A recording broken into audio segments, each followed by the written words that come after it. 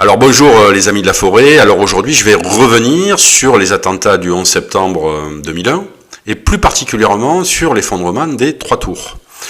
Alors je rappelle que le 11 septembre 2001, 4 avions de ligne ont été détournés dans le ciel américain par 19 pirates de l'air. 2 avions vont percuter les 2 tours du World Trade Center à New York, qui vont s'effondrer environ 1 heure après.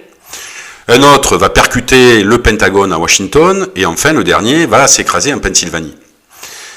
Alors, la tour 7 de 48 étages n'a pas été percutée par un avion de ligne. Elle est située à environ 150 mètres du World Trade Center 1. Elle a été ravagée par un incendie et elle va s'effondrer aussi à 17h25, 8 heures après l'effondrement des 2 tours.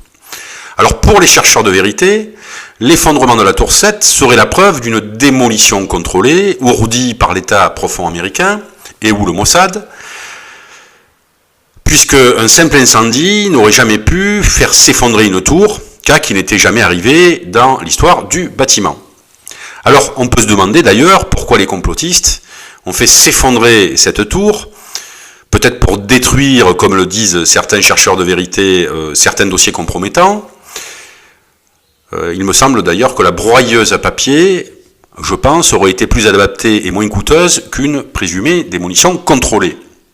Alors, en 2008, le NIST a expliqué la cause de cet effondrement, de la tour 7, qui serait dû à l'incendie qui l'a ravagé pendant plusieurs heures, avec un système anti-incendie ayant été rendu inopérant à cause de l'effondrement des 2 tours, qui aurait coupé notamment l'alimentation en eau, et aussi par l'abandon de la tour en feu par les pompiers. Or, il faut savoir que l'acier résiste très mal au feu. Si son point de fusion est à 2200 degrés, à partir de 400 degrés Celsius, sa résistance commence à diminuer, voir le graphique que j'ai mis dessous.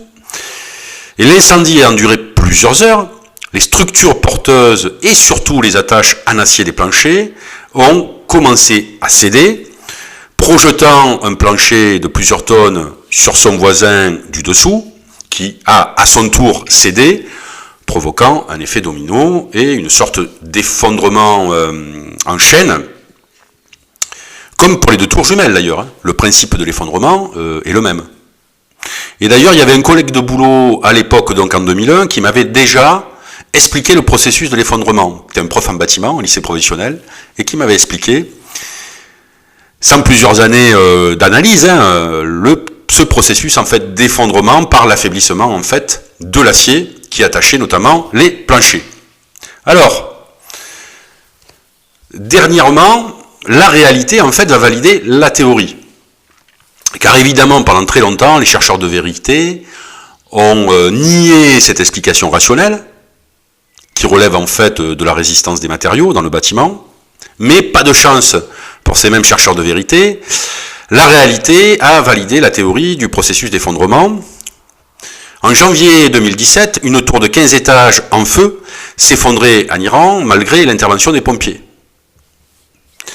En mai 2018, une tour de 24 étages en feu s'effondrait dans la ville de Sao Paulo, au Brésil, et ce, malgré l'intervention des pompiers. J'ai mis la photo sur le côté, et d'ailleurs ça ressemble étrangement à ce qui restait notamment des 2 tours. Donc en conclusion, ces 2 cas d'effondrement prouvent qu'une tour peut s'effondrer sous la seule action du feu. Donc rien d'étonnant que 2 tours impactées par des avions de ligne remplis de kérosène s'effondrent et qu'une 3e tour, laissée à elle-même sous l'emprise du feu, s'effondre aussi.